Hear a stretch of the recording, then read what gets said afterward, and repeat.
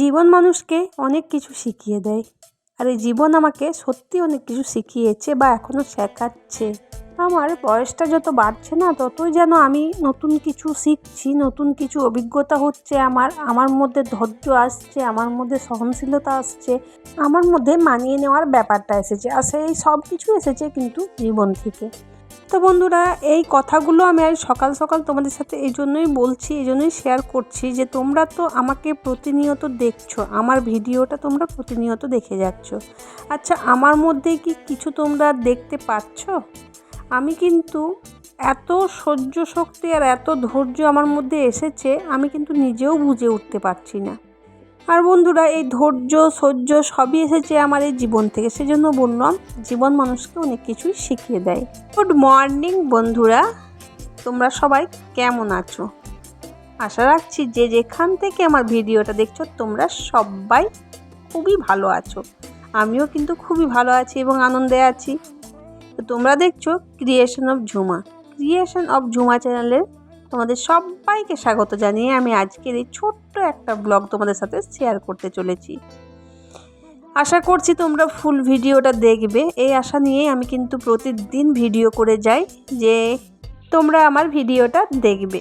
তো বন্ধুরা, তোমরা বললে বিশ্বাস করবে না, তোমরা আমার ভিডিও কেউ দেখো কি না দেখো, আমি সেদিনই একটা কথা বলেছিলাম যে ইউটিউবের এই পরিচিত আমার একটা ভাই, হ্যাপি লাইফ টুম্পার ওনার সুব্রত জোয়ারদার, সে আমার ভিডিওটা কিন্তু প্রতিদিন দেখে যায়, কমেন্ট করুক চাই না করুক, তো ভিডিওটা আমার প্রতিদিন কিন্তু ও দেখে যায়।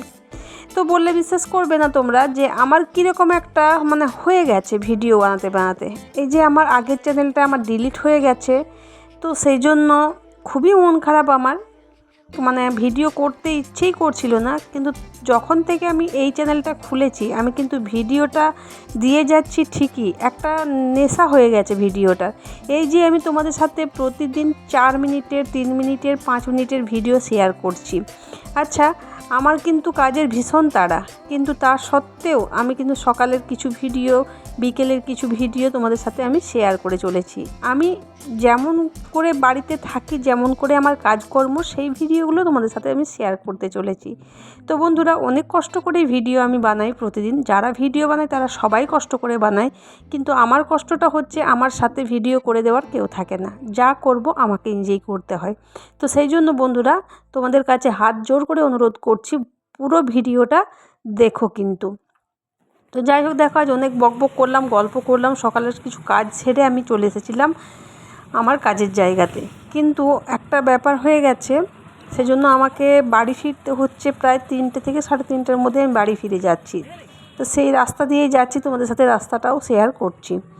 তো যে ব্যাপারটা হয়েছে সেটা হলো যে আমার মেজদির আবার হসপিটালাইজড হয়েছে। তো সেই জন্য আমার বোনজি আমাকে ফোন করে বলল, মনটাও বেশি খারাপ হয়ে গেল। আমি কিন্তু মেজদির কাছে আজকে যেতে পারবো না, কারণ আমার না আগের যে শক্তিটা ছিল সেটা কিন্তু আমার আস্তে আস্তে কমে আসছে। সব কিছুতে লড়াই করার যে শক্তিটা ছিল সেটা কমে আসছে, কিন্তু মনের জোরটা কিন্তু আমার কমেনি।